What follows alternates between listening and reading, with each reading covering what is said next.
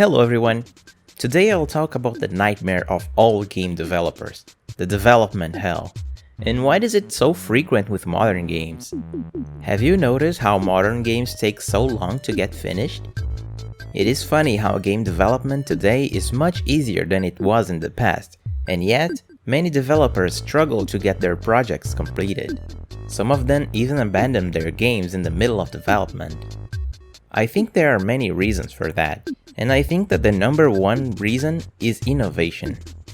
Try to think about a new game concept that you have never seen before and might be interesting to a broad audience.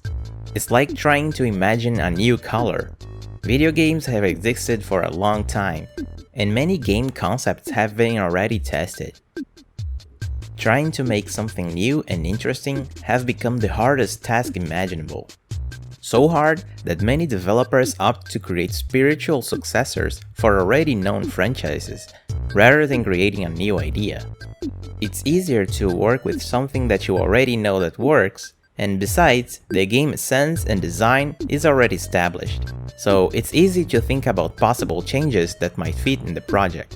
Another point that must be considered is the high quality standards that gamers expect today. In the past, games could be somewhat unpolished and still get away with it.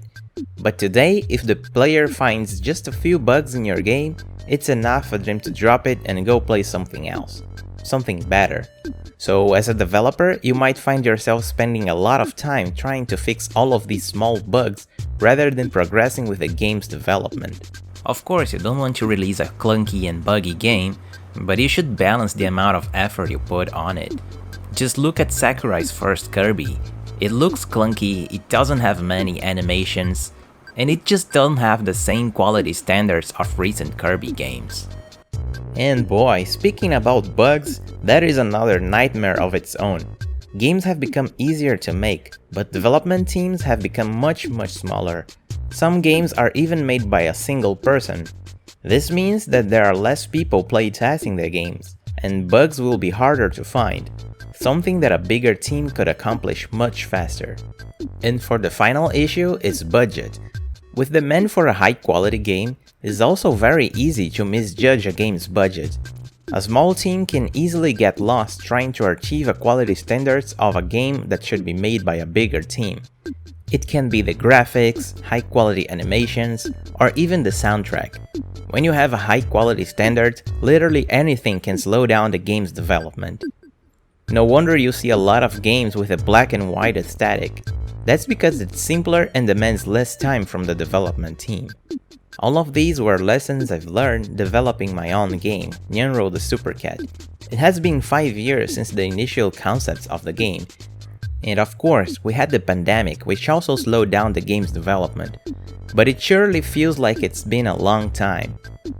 I have to say that the game is still progressing, slow and steady, and hopefully I'll be able to share more info about it here in the channel soon. At least now you know what to do if you want to stay away from development hell. Do you have a game idea that you would like to make? What do you think about a series of videos with small tutorials to make your own game? If there is enough demand for it, I'll consider making those.